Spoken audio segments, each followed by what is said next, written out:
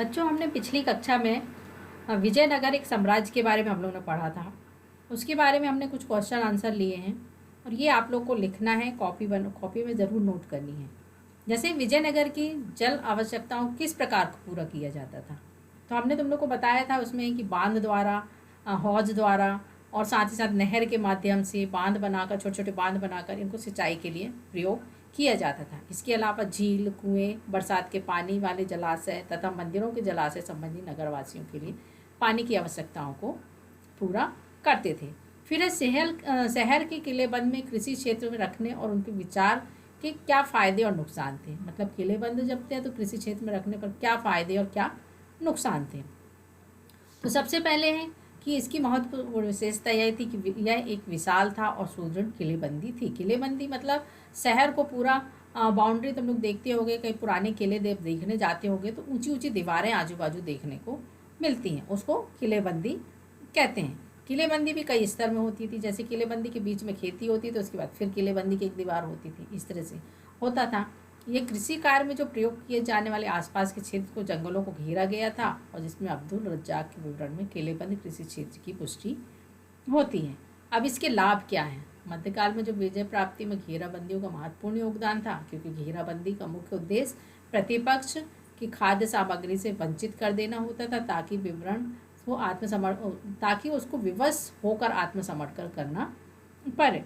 फिर उसके बाद है इसके घेराबंदी के लंबे समय तक चलने की स्थिति में जनता की भूखमरी से भी बचाया जा सकता था। मतलब जो किलेबंदी होती थी, घेराबंदी होती थी, उसके माध्यम से अपनी जनता को, अपनी प्रजा को अधिक से अधिक लाभ पहुंचाया जा सके, उनको भूखमरी से बचाया जा सके, उनको सारी सुविधाएं उपलब्ध कराया जा सके, ताकि जो आक्रमणकारी हैं उन्हें भी वो चीज़ प्राप्त ना हो सके, लेकिन हमारे राज्य की जो प्रजा है उसको प्राप्त हो सके।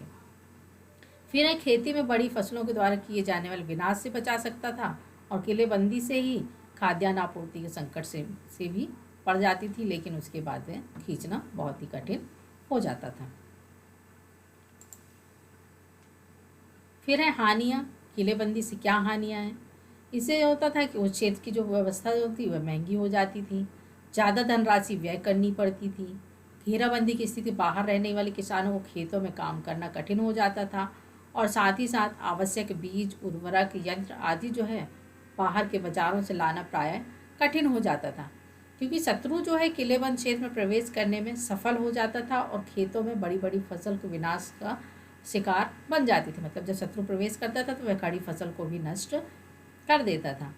फिर है आपके विचार से महानवमी डिब्बा के संबंध में अनुष्ठानों का क्या महत्व है। अब महानवमी डिब्बा के बारे में आप लोग को मैंने बताया था कि ये एक तरह का अनुष्ठान किया जाने वाला था, जिसमें कि हिंदू जो त्यौहार था और 10 दिन के मनाया जाता है, जिसमें दशहरा बंगाल में पूजा और प्रायद्वीप महानवमी की निष्पादित किए जाते हैं। विजयनगर के शासक में रुतबे, ताकत और सत्ता की शक्ति को भी प्रदर्शन करते थे, जिसमें मूर्ति पूजा है, अश्व पूजा के साथ साथ भैंसों तथा अन्य जानवरों की बलि भी उस समय दी जाती थी। नृत्य, कुश्ती, प्रतिस्पर्धा, हाथियों, रथों, सैनिकों की शोभा यात्राएं भी निकाली जाती थी, जिससे कि लोग उसे अनुष्ठान जब करते थे। फिर है शाही केंद्र शब्द शहर के किस भाग के लिए प्रयोग किया गया है। यह भी मैंने आप लोग को पिछली कक्षा में बताया था। विशाल जो समृद्ध किलेबंदी विजयनगर शहर की एक महत्वपूर्ण विशेषता है। इसे आप लोग पूरा देखेंगे, जब पढ़ेंगे लिखेंगे तो ये सारी जानकारी आपको पता चल जाएगी। जैसे कि सब बाहरी दीवार द्वारा शहर को चारों ओर पहाड़ियों के परस्पर जोड़ दिया था। नगरीय केंद्र आंतरिक भाग चारों ओर से घिरा हुआ था। किलेबंदी से शासकीय केंद्र, शाही केंद्र चारों ओर की गई थी। सारी संरचनाओं में मंदिरों के मध्य एक महत्वपूर्ण अंतर यह था कि मंदिरों का निर्माण पूर्ण रूप से ईंट पत्थरों से किया गया था, किंतु धर्मेंद्र भवनों का निर्माण जो है विकारी वस्तुओं से किया गया था।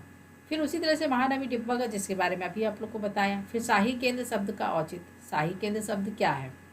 जो भी विशाल संख्या में मंदिर मिले हैं उन्हें संभवतः शाही केंद्र का नाम देना उचित प्रतीत होता है, क्योंकि यदि एक निष्पक्षतापूर्ण तथ्यों के अध्ययन करते हैं तो भली भांति यह स्पष्ट हो जाता है।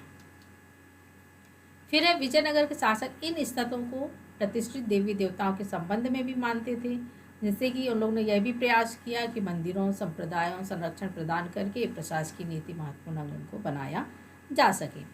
फिर है कमल महल और हाथियों के अस्तबल जैसे भवनों की स्थापना हमें उनके बनवाने और शासकों के विषय में क्या बताता है। इस तरह से कमल महल का भी हमने आपको बताया था कि विजयनगर में लगभग कई शासकों ने स्थापत्य कला की विशेष रुचि थी। उन्होंने बहुत विभिन्न प्रकार की कला शैलियों का उपयोग किया था। कमल महल भी बनाए थे, हाथियों के लिए अस्तबल भी बनाए गए थे। मतलब जो हमारे पास घोड़े, हाथी, ये सारे जानवर जो हुआ करते थे उनके लिए भी रहने के जगह बनाए जाते थे। और जो महल होते थे, सुंदर आवास, उपवन, झीलें आदि भी हुआ करती थी। लोटस महल अथवा कमल महल, हाथियों का अस्तबल, इसी प्रकार की दो महत्वपूर्ण संरचनाएं हैं, जिनका नामकरण भी इस महल की सुंदरता और भव्यता से प्रभावित होकर अंग्रेजों यात्री द्वारा दिया गया है। संभवतः एक परिषद भवन भी है जहाँ पर राजा अपने विचार परामर्शदाताओं द्वारा विचार विमर्श के लिए भी इकट्ठे हुआ करते थे। हाथी का विशाल फील्ड खाना भी है जहाँ हाथियों का अस्तबल था अथवा रहने का स्थान था, जैसा कि मैंने अभी आप लोग को पहले बताया है। फिर स्थापत्य की कौन कौन सी परंपराओं ने विजयनगर के वास्तुविदों को प्रेरित किया और उन्हें परंपराओं में किस प्रकार बदलाए, मतलब जो बदलाव वह किए गए, बदलाव आए उसमें, अथवा किन्हीं दो स्थापत्य परंपराओं को उल्लेख कीजिए जिन्हें विजयनगर की वास्तुविदों को प्रेरित किया। उन्होंने इन परंपराओं के मंदिर स्थापत्य के किस प्रकार के प्रयोग स्पष्ट किए। जैसे कि हमने अभी आप देखे, इसके पहले भी हमने देखा, क्योंकि जो वहाँ विजयनगर के जो शासक थे ज़्यादातर स्थापत्य कला में विशेष रुचि थी और उन्होंने विजयनगर में विजय का शहर कहा जाता था और यह राज्य के दोनों के लिए एक प्रयुक्त नाम भी था। विजयनगर के निकट ही नगलपुरम नामक उपनगर की स्थापना भी की गई थी, जहाँ पर अनेक भवन थे, मंदिर थे, जिनका निर्माण कराया गया था और जिसमें राजनीतिक, सामाजिक, आर्थिक जीवन में धर्म और धार्मिक पर्वों का भी महत्वपूर्ण स्थान था। साथ ही साथ राजा स्वयं को देवता विशेष के प्रतिनिधि मानते थे और स्वयं को ईश्वर से जोड़ने के लिए मंदिरों का निर्माण भी वे करते थे। मतलब राजा जो होता था स्वयं को देवता का प्रतिनिधि, मतलब उनने जो कह दिया वह एक पत्थर की लकीर होती थी या उनकी आज्ञा का पालन करना जनता के लिए आवश्यक हो जाता था। इसी तरह से कई जगह जो 3 प्रमुख शैलियाँ भी हुई, जिसमें नागर शैली थी, द्रविड़ शैली थी, वेसर शैली थी, ये भी उस समय प्रचलन में आए थे। ये सब जो शैलियाँ जो हैं मंदिरों में, नागर शैली जो है उत्तरी में, द्रविड़ शैली जो दक्षिण भारत का प्रतिनिधित्व करती है। फिर स्थापत्य कला के प्रचलित जो सभी परंपराएं जो हैं विजयनगर में वास्तुविदों में प्रभावित किया है और ये सारी चीज़ें जो है हमें जब हम अध्ययन करते हैं तो बहुत सारी चीज़ें हमें जानने को मिलती हैं। फिर है गौपुरम, बहुत दूर से ही मंदिर होने का संकेत देता है। मतलब ये बहुत बड़ा मंदिर बनाया हुआ है, इसकी ऊंचाई और भव्यता केंद्रीय देवालयों की दीवारें प्रायः बौनी सी प्रतीत होती। मतलब इसका मंडप इतना ऊंचा है कि जो लंबे लंबे स्तंभों गलियारों द्वारा इसको बनाए गए, जिसका निरूपाक्ष प्राचीन मंदिर, गोपुरम, मंडप जैसी अनेक संरचनाओं को जोड़कर और उसके आकार अधिक बढ़ा दिया गया, जिसमें कृष्णदेव राय ने अपने राज्याभिषेक उपलब्ध मुख्य मंदिर के सामने एक बड़ा मंडप का निर्माण कराया था, जिसमें मंडप को बहुत सुंदर उत्कीर्ण चित्रों के माध्यम से स्तंभों को उन्हें सुसज्जित किया था। साथ ही साथ इन सभागारों में संगीत, नृत्य और नाटकों के भी विशेष कार्यक्रम होते थे। देवताओं की मूर्तियां भी रखी जाती थी और देवी देवता के विवाह समारोह का आयोजन भी यहाँ पर किया जाता। मतलब जो मंदिर बनाया गया था उसमें सारी व्यवस्थाएं थी। लोग अपना कार्यक्रम भी कर सकते थे, देवी देवताओं का पूजा भी कर सकते थे, विवाह समारोह भी कर सकते थे। मतलब इस तरह से पूरा विशेष व्यवस्था थी।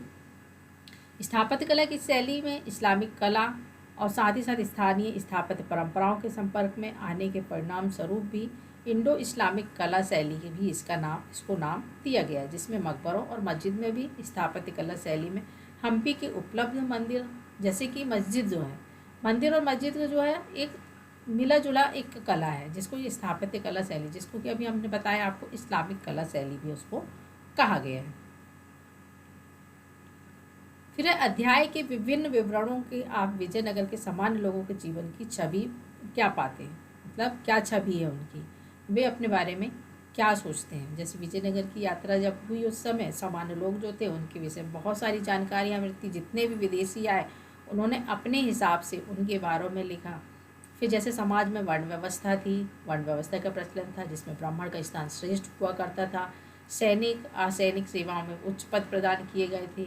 अपराध के लिए मृत्युदंड दिया जाता था। ब्राह्मण जिन स्थानों पर रहते थे वहाँ पर भूमि पर भी नियंत्रण था और भूमि पर ही आश्रित लोग उनके नियंत्रण में रहते थे।